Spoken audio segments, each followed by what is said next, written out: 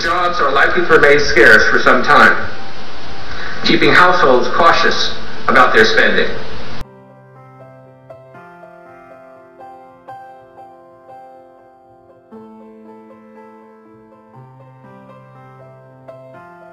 As far as leaving for college, my mom has talked to me a lot about how they would love to help me out and love to have the money to pay for this, and they just don't have that, so I have to pay for my own education.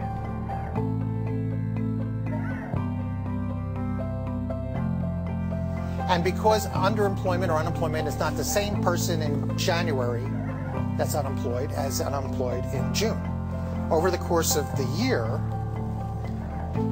you have over a third of the people are going to be unemployed or underemployed at some point in 2010. And if you're in a minority community, it's more likely to be about 40% are going to be unemployed or underemployed at some point during the year. So there's a lot of pain ahead. So what does this do?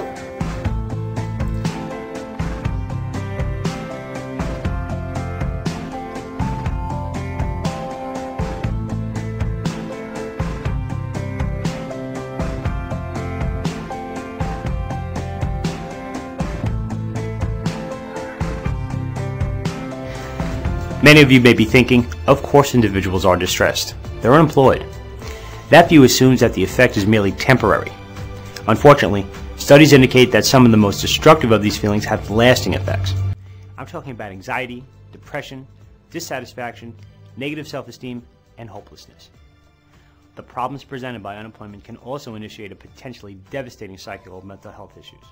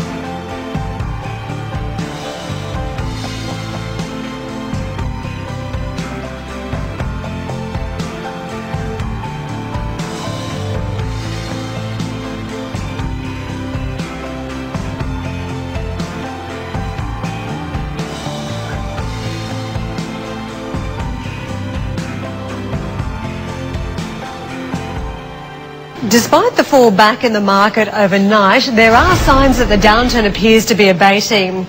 Nouriel El-Roubini, the famed economist who predicted the crisis 3 years ago, agrees that the economic deterioration isn't going to be as severe as previous quarters.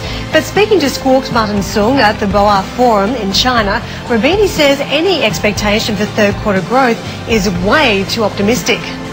My scenario is one which we are going to go from -6 last quarter to -2 rather than +2, and next year the growth rate is going to be in the US around 0.5 rather than 2%, and the unemployment rate is going to get above 10% already this year and above 11% next year. Okay, and that's simply because, I mean, the negative factors are so clearly there.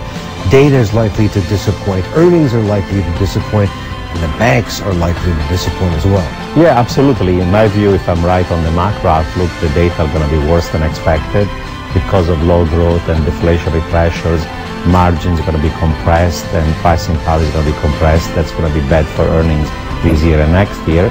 And some of the banks are going to be found to be insolvent after the stress test, effectively. So eventually, I think this is another bear market rally, you know.